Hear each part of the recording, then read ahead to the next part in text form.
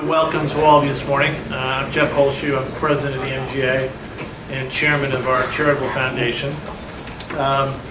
There were some great presentations this morning. I want to thank all the speakers for that.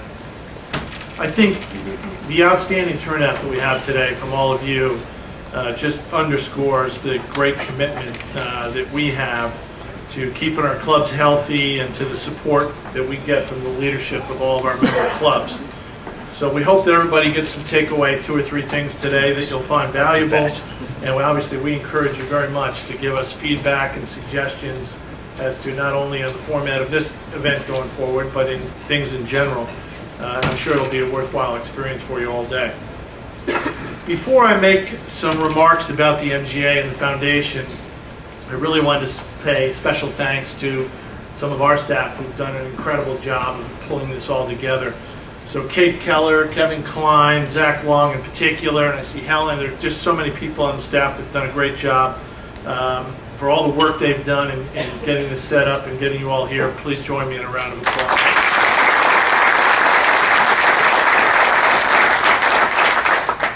I want to take just a few minutes to tell you about some of the things that we're up to at the MGA and share a couple of our strategic initiatives that we're very focused on. First, in our championship department had just another outstanding year. We crowned 18 new champions and we showcased some of the best Met area courses and some of the best Met area players. I was lucky enough to play in a few of those events, and I won't be one of those 18 we just crowned. But I can tell you that Brian Mahoney and his staff, all the tournament volunteers, Rob Bluestone, who leads that volunteer group, just did a spectacular job in conducting these events and all the USGA events that we do as well.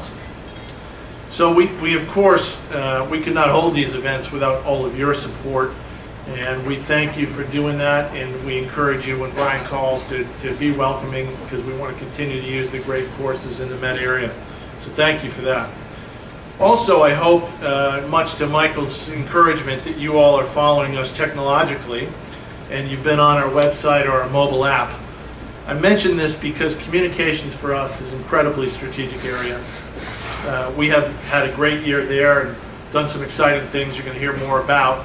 But Jeannie McCooey and her staff have revamped the website and the My MGA app. And we now have about 25,000 people in the Met area that are using the app, and that should grow rapidly. So we also started a new digital publication called the Met Golfer Extra. I hope you guys have seen that. It's had tremendous feedback, and we're going to continue to have that grow. In the midst of all our new technology, our old technology, the Met Golfer also had a terrific year. It looks better than ever. And Rick Summers, our partner there, has done a terrific job of making that continue to be, I think, the example that most of the regional golf associations follow. In a few minutes, you'll hear about our new initiative that also Mike mentioned, the mobile app for clubs. We're incredibly excited about launching that today. And we think it gives our clubs an easy and cost-effective way to provide a really valuable new service to your members. And it's probably the younger members and the women and the people that we just heard about that are going to be the most interested in how this mobile app works. So I wanted to spend a little bit of time on our communication efforts because, again, I said it's strategic to us. We've really been a national leader in many ways in this area. And I think one of the concerns we have as a board and as leadership is that we continue to not have a lot of notoriety amongst your members as to what the association does and all the things we do. So we certainly hope that the volunteer staff leaders of your clubs are familiar with the MGA. But we need to do more to connect your members to us and all the things we're doing. I think we'd ask you to help us in a few simple ways. First, we need to make sure we have up-to-date mailing lists and email contacts for your members. Second, that you really have an active MGA club rep. Appoint someone who really wants to get involved, and we will encourage that person to bring them in the tent. Thirdly, if any of you or any of your members express an interest in being on our committees, we'd love to have you. The volunteer network is large, but we need to keep fresh and interested and passionate people involved in that. So please come to us with that. And lastly, we hope you do take a really serious look at our new club app when we get it rolled out today. Another strategic area that's really high on my list is an extension of what we just talked about, and that's the awareness of what we do in our branding. If people don't fully understand what the MGA does, when you overlay the spaghetti soup, alphabet soup of the USGA, the PGA, the LIGA, all the GAs that we have, it's really hard to distinguish specifically what we do. So we've scheduled a number of meetings throughout the last year with all of our fellow organizations, and I'll tell you, the feedback has been incredibly positive, which the objective is really to outreach, to make sure we're working toward better relationships, more efficiency, ways that we can deliver more services to the clubs and the golfers in the area and do it with it in a more coordinated fashion. So again, we'll report more on this, but we're working hard to make that a collaborative effort. On the home front, as many of you know, we've expanded Golf Central, our headquarter building, and it's now fully operational, and we're housing more than a dozen of these local organizations I just talked about. We're really excited that the PGA of America is creating office space in Golf Central now. They'll join us this fall, and we'd encourage all of you, if you haven't been to Golf Central, come by and see us. It's a great building. It's got the new areas that have been built. We've got some historic, some things that you can come see, but really it is truly the hub of golf in the Met area. But even with all the new things we're doing, we remain incredibly committed to our core services. That's what we're here for. That's handicapping, course rating, our educational seminars like the President's Council, our great magazine that I mentioned earlier.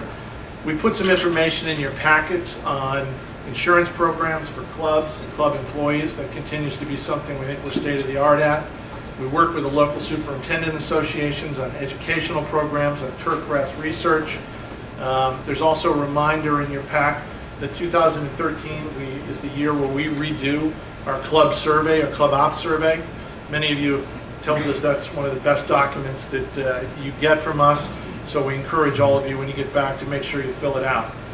All of these services and programs have been at the core of what we've done for the last 116 years. So we continue to emphasize it and receive the amount of focus, and our staff and our executive committee is very focused on those as well.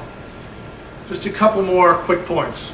We're very proud of what the MGA's Charitable Foundation has done, particularly in the area of helping to grow and introduce young people to the game of golf. All of our key initiatives, like GolfWorks, the student intern program, our support for the First Tee, our caddy academies, our junior championships, and all of our educational programs continue to thrive, but it really is an area that we're going to continue to keep investing heavily in to help grow the game. For those of you that aren't familiar with some of these programs, they're not just about golf. They provide life skills training, employment opportunities, meaningful competitive experiences to thousands of young people each summer. And while we know many of the clubs have some challenges, we all hope that you all and encourage your club leadership that the importance of this program at the foundation, and help us with your continued support, and it's really critical to the health of our clubs and to the game we all love. Before I close, I want to add it's the end of my first year as president. I continue to be struck weekly by the number of places and areas where the MGA and the clubs can work closer together, and we can provide more assistance to you all. I think there's been challenging times for many of the clubs in the sector, but I think we work together to assist you on more efficiency, sharing best practices, cooperate in helping you figure out how more people can join your clubs. This coming year, we've set an agenda that's going to work on pace of play, sustainability, programs for more women and young adults, and I'm sure there are other ways that we can take advantage of all of our collective strength. And we just need to ensure, obviously, everybody's healthy future. As I mentioned earlier, we have a new service. We're really excited about it, the MGA Club app. And I think this is one example of how cooperation can lead to a really attractive member service. We've invested a great deal of time and energy in this, and resources, frankly, but we think it'll benefit all the clubs and better serve your members. So it's my pleasure to introduce Zach Long, who is our Director of Marketing and Business Development, to give you some details on the program. Thank you for joining us today.